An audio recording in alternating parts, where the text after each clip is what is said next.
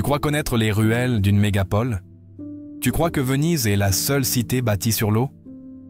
Ferme les yeux une seconde et imagine une forêt de pieux de bois, des toits de tôle qui cliquettent sous la pluie, une odeur de gasoil mélangée à celle du poisson fumé.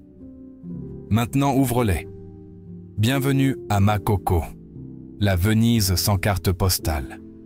Ici, la carte officielle s'arrête au rivage.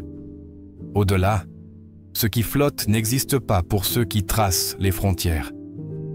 Pourtant, 100 000 voix y murmurent tard des lois plus strictes que dans n'importe quel palais. Tu entends le premier code? Ne crie jamais après la tombée du jour. Le second se glisse entre les planches. Avance toujours en silence, sinon l'eau te répondra. Retiens-les, car ils pourraient te décider de ta survie avant la prochaine marée. Regarde ce garçon qui pagaie vers l'école à 6 heures du matin. Regarde cette femme qui transforme des barils vides en fondations. Chaque geste défie la gravité et le pouvoir officiel. Et toi, spectateur, que ferais-tu si le sol disparaissait sous tes pas? Écris-le maintenant dans les commentaires, avant que l'écran ne se referme comme une porte d'étain. Like, partage, fais-toi écho de ces voix invisibles, car leur histoire tient sur une ligne de flottaison fragile, et le prochain coup de vent pourrait la faire sombrer. Reste jusqu'au bout. Ce que tu vas découvrir pourrait fissurer ta propre idée de sécurité. Maintenant, avance, car la surface est calme, mais ce récit cache des profondeurs indomptées secrètes. Le premier pas hors de la pirogue ressemble à une trahison. Le bois humide des passerelles gémit sous ton poids, prêt à s'ouvrir comme une mâchoire si tu poses mal le talon. L'air est épais, saturé d'un mélange rance. Essence, fumée de poisson, algues en décomposition. Au loin, un moteur hors bord crache ses éclats métalliques. Mais ici, les bruits se tamponnent contre les façades de tôle, rebondissent sur l'eau morte et reviennent plus graves, comme un tambour clandestin. L'aube étire des rubans rose-gris sur les toits vrillés. La lumière cherche un chemin et se brise contre les flaques d'huile formant des arcs-en-ciel toxiques. Chaque cabane porte une signature visuelle. Plaques publicitaires recyclées, bidons jaunes transformés en murs étanches, fils électriques noués comme un bracelet magique autour des poutres, autant d'amulettes contre la prochaine inondation. Le sol est absence. On avance sur le vide. On décide de croire au bois pour ne pas se souvenir de la vase sous nos pensées. Les enfants courent pieds-poings nus, esquivant les clous rouillés d'un seau gracieux, apprenant un vocabulaire dont chaque mot est un trou dans la planche, chaque pause une éclaboussure. À travers les interstices, tu aperçois l'univers liquide. Réflexion de visages inversés. Déchets plastiques dérivant comme des constellations de fortune. Parfois, un poisson argenté qui rappelle que la vie insiste même dans l'eau souillée. Un vieil homme aiguise son couteau sur la rambarde. La lame chante. Le geste est précis, presque religieux. Il prépare le repas, mais aussi la preuve que la résilience peut tenir dans la paume d'une main calleuse. Une poignée de pas plus loin, le labyrinthe se resserre. La passerelle devient couloir. Les murs transpirent. Un grésillement de câbles nus signale l'électricité pirate qui pulse au-dessus de l'eau conductrice. C'est ici que les frontières physiques se confondent avec les limites mentales. Il n'y a ni trottoir, ni numéro de rue, seulement des souvenirs d'enfance gravés sur des planches mouvantes. Regarde bien ces marques, c'est la seule cartographie que Makoko autorise, écrite en pas hésitants. Gouache d'ordures et cicatrices de crue. Et si ton enfance avait commencé sur ces lames branlantes plutôt que sur un sol ferme? Écris-le dans les commentaires. Quelle serait ta première stratégie de survie? Ton témoignage peut devenir un morceau de planche pour quelqu'un d'autre. Pose-le, clique sur « J'aime » si tu entends le bois craquer, et restons ensemble. Ici, la loi ne s'affiche pas en panneau. Elle circule sous la surface comme le bruissement discret d'un poisson qui change de couloir. Elle se transmet d'une voix basse à une oreille tendue, parfois gravée au coin d'une latte par un coup de couteau. toujours prête à protéger l'équilibre fragile suspendu entre boue et horizon. Premier code. Le silence nocturne. Dès que la lune accroche les tôles, chaque pas doit peser moins qu'un soupir. Inde, rire trop haut, rebondirait sur la lagune et réveillerait un voisin qui n'a pas le luxe d'un mur épais pour amortir l'écho. Deuxième code, l'eau commande.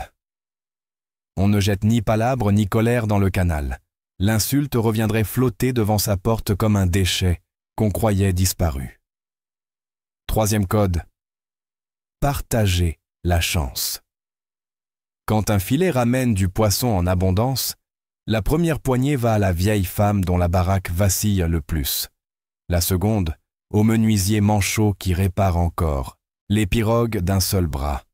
Dans les travées serrées, des cygnes muets remplacent les serrures.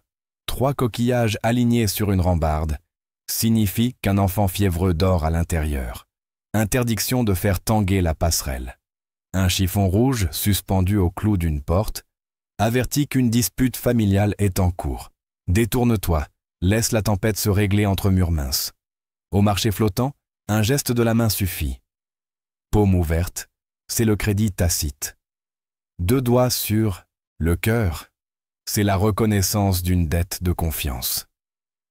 Les Baals, chefs de quartier, veillent sans uniforme. Leur parole est à la fois tribunal et garde-fou. Ils peuvent bannir en un clignement d'œil celui qui vole une pagaie. Être exilé, c'est naviguer sans repère, pire que manquer de toit. Le code le plus secret se trouve dans la lumière. À la tombée du jour, chaque foyer dépose une lampe tempête à l'entrée.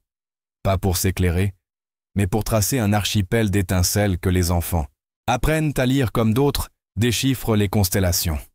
Entre ces balises de fortune, la communauté respire d'un seul souffle, persuadée qu'un éclat partagé vaut armistice.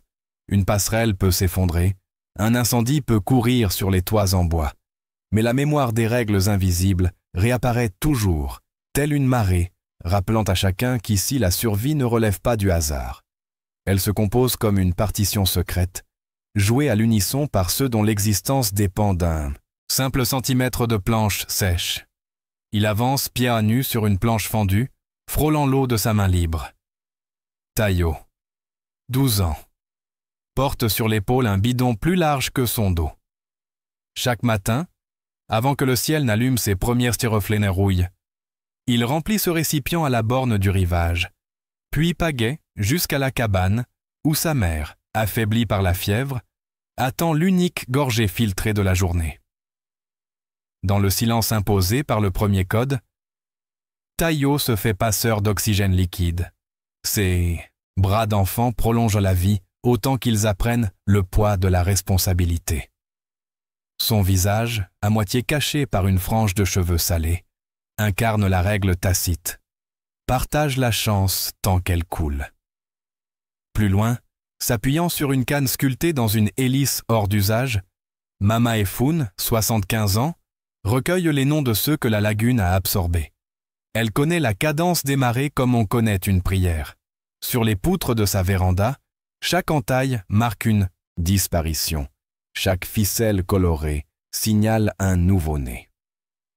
Les soirs d'orage, les enfants se pressent contre ses genoux pour écouter la chronique des survivants. Son timbre rauque répète la règle. N'oublie personne, car l'oubli est un naufrage. Et puis il y a Ada, 15 ans, regard vif, doigts tachés d'encre, qui lit les prospectus publicitaires rejetés par la ville officielle. Elle déchiffre les promesses de crédit non bancaire ou d'abonnement téléphonique avec la même ferveur qu'un grimoire interdit, puis enseigne les syllabes neuves aux plus jeunes sur un tableau fait de portières de voiture. Dans son sourire se cache une conviction. La connaissance est la seule monnaie qui ne pourrit pas. Ses élèves répètent à voix basse les consonnes qui claquent, comme pour conjurer les clous rouillés disséminés sur les passerelles. Ces 3 destins se croisent à l'aube, quand leurs ombres projetées sur l'eau tissent une tapisserie mouvante. Elles rappellent que la communauté tient, par un fil social plus solide que le béton des grandes artères voisines. Chaque geste, chaque échange de regards, reproduit le pacte invisible. Vivre ici, c'est accepter de devenir mur porteur pour celui qui chancelle. Si cet acte silencieux de courage t'a touché, clique sur « J'aime » maintenant. Personne n'applaudit ceux qui construisent dans Nefertiti dans l'invisible, mais ton geste fait résonner leur histoire, au-delà des berges de Makoko. Le grondement apparaît d'abord comme un tremblement lointain, un roulement sourd qui se confond avec l'orage d'une saison sèche trop longue. Sur la rive, derrière la ligne d'immeubles miroitants, les gyrophares s'allument, promettant un jour nouveau pour ceux qui ne seront jamais invités à le voir naître. Les habitants de Makoko reconnaissent ce signal avant même de distinguer les silhouettes des bulldozers. C'est la voix métallique de la mégalopole qui réclame un morceau de territoire à reconvertir en marina, en boulevard, en carte postale. Les pirogues se massènent près des pilotis, prêtes à servir de barricades flottantes. Les passerelles vibrent sous les pas précipités. Des mains minuscules et des épaules marquées par les années se pressent côte à côte pour retirer les planches fragiles et bloquer les accès. Les ordres officiels résonnent dans des haut-parleurs, promettant développement, sécurité, modernité. Les réponses s'élèvent en murmures obstinés, maisons élevées par des générations entières, souvenirs inscrits dans les échardes du bois, tombes de fortune cachées sous les lattes, tout cela ne trouvera jamais place dans un plan d'urbanisme. Les forces publiques approchent, casques luisants sous le soleil, matraques relayant une loi écrite ailleurs. Un Baal lève le bras, paume ouverte vers le ciel. Geste ancien qui signifie négociation, pas reddition. Dans la foule flottante, on lit l'histoire des précédentes démolitions. L'incendie qui a brûlé sans secours. Le cadavre d'un chef de quartier tombé pour quelques mètres carrés. Inde, enfant brandit une ardoise couverte de chiffres d'école, rappel d'une éducation arrachée à l'eau saumâtre. Derrière lui, un vieil homme brandit un certificat de naissance délavé, preuve que la légitimité n'est pas qu'un tampon administratif. Sur la berge opposée, les employés municipaux prennent des photos comme pour fabriquer un dossier réglementaire. L'objectif capture des visages qu'ils décriraient plus tard comme occupants illégaux, alors qu'ils sont héritiers d'un paysage sans cadastre. Le premier coup de pelle heurte un pilier. L'écho traverse la lagune, réveille les perches de mangroves, fait sursauter les oiseaux marins. Des cris fusent, non pour implorer mais pour nommer chaque maison par le prénom de ses habitants, pour rappeler aux autorités qu'aucun mur ne se réduit à du bois mort. Une femme se place entre la machine et sa cabane, tenant une lampe tempête encore allumée malgré la lumière du jour. Elle cligne des yeux à cause de la poussière soulevée, mais sa flamme reste stable, comme si elle voulait graver le droit d'exister dans la rétine de ceux qui avancent. Les bulldozers hésitent. Le sol spongieux trahit leur puissance. Les roues s'enfoncent doucement, suspendues par la même boue qui nourrit les pilotis. Des voix suppliantes dans les talkies-walkies demandent du renfort. Des ingénieurs consultent des cartes satellites incapables de saisir la densité humaine qui palpite à cet endroit précis. Dans l'interstice entre deux ordres contradictoires, la Sans Magic communauté gagne de précieuses minutes. Des jeunes fixent de nouvelles planches, des mères rassemblent les plus petits, des pères rament jusqu'au marché pour sauver la marchandise du jour. La rivière devient une toile d'araignée de canoë, chaque embarcation ligaturant un peu plus la progression mécanique. Les minutes se changent en heures, la sueur remplacée par la pluie de la mousson qui vient plaquer la poussière au sol, transformer l'offensive en bourbier. La ville officielle, engluée dans sa propre démonstration de force, se voit contrainte de repousser l'opération. Les bulldozers s'éteignent un à un, moteurs noyés, klaxons rendus muets par l'averse. Derrière eux, les vitres teintées des voitures administratives reflètent une eau brune et vivante que les dossiers d'urbanisme ne comprennent pas. La lutte reste suspendue, promesse d'un retour, mais pour l'instant Makoko conserve sa ligne de flottaison, enracinée dans le refus de disparaître. Sous la surface boueuse, des pieux de mangroves plantés à la main tiennent tête aux marées, comme des colonnes antiques. Les charpentiers de Makoko choisissent leur bois à la nouvelle lune. C'est le moment où la sève dort, où la fibre résiste mieux à la pourriture. Chaque tronc est enfoncé, jusqu'à ce qu'il trouve l'argile ferme, parfois 4 mètres plus bas que le niveau de l'eau. Pour vérifier la stabilité, on écoute. Un coup de maille éclair signifie que la maison pourra supporter 3 générations. Un son mat, trop sourd, annonce qu'il faudra revenir avec un pieu plus long. Au-dessus, le plancher s'assemble comme un patchwork d'épaves, planches de navires abandonnés, portes métalliques récupérées sur des chantiers de démolition, morceaux de palissade arrachés par la dernière tempête. Ces matériaux portent déjà une histoire, et c'est précisément ce passé gravé dans la rouille qui confère sa solidité émotionnelle à la structure. Quand vient la saison des pluies, les ingénieurs sans diplôme fixent des bidons de plastique vide sous les terrasses pour gagner de la flottabilité. Les plus expérimentés calculent en posant la portance à vue. 2 barils de 18 litres pour un lit, 4 pour un atelier, 8 pour une salle de classe flottante. L'algèbre du quotidien se lit dans la mousse qui s'échappe entre les jointures. Les toits, eux, se couvrent de tôles froissées, inclinés selon l'angle exact qui laisse l'eau ruisseler sans emporter la chaleur nocturne. Entre chaque cabane, des passerelles détachables servent de fusibles. Si un incendie se déclare, on sectionne la planche et l'avancée des flammes devient un bras de lagune. Cette astuce d'ingénierie low-tech a sauvé plus de vies que 3 casernes de pompiers modernes jamais venues. Au ras de l'eau circule l'économie la plus agile. Les canoës. Ils sont l'équivalent des fourgons de livraison, des kiosques, des taxis collectifs et parfois des ambulances.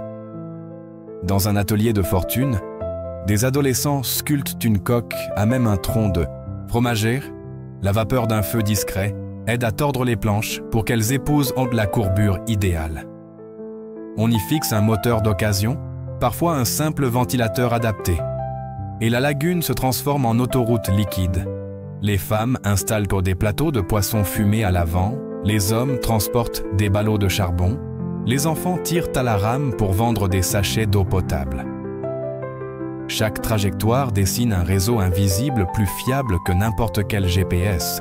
Si une pirogue n'apparaît pas à l'heure prévue, on sait immédiatement sur quelle passerelle chercher de l'aide. C'est cette combinatoire d'inventivité et de solidarité qui fait tenir Makoko sur ses pilotis plutôt que sur des promesses officielles. Tu as déjà marché dans un endroit où les règles ne s'affichent pas en panneau mais se lisent dans les regards? Raconte-nous ce qui t'a le plus surpris jusqu'ici dans les commentaires et partage ce moment. Chaque mot écrit fait naître une nouvelle passerelle entre les rives visibles et celles qui restent cachées. Makoko nous force à regarder l'idée même de ville comme un organisme vivant. Ses artères sont des canaux, son squelette des pieux de mangrove, sa mémoire, un entrelac de règles tacites. Ici, chaque planche raconte autant d'ingéniosité que d'indifférence officielle. Chaque lampe tempête éclaire l'audace de bâtir quand tout manque. Demain, les bulldozers reviendront peut-être, mais la question demeure. Si un quartier sans trottoir tient debout grâce à la solidarité, à quoi servent nos murs de béton et nos portes blindées? Alors, à vous. Si Makoko disparaissait cette nuit, quel code invisible de survie faudrait-il graver dans nos propres rues? Partagez-le dans les commentaires. Vos mots peuvent devenir une nouvelle passerelle entre les mondes que l'on voit et ceux que l'on préfère ignorer.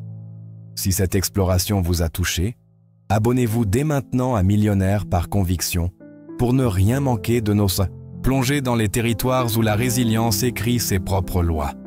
Activez la cloche, puis embarquez vers notre reportage sur les nomades de la mer, les Bajau, où découvrez comment d'autres communautés inventent, chaque jour, des chemins que les cartes officielles n'osent pas tracer.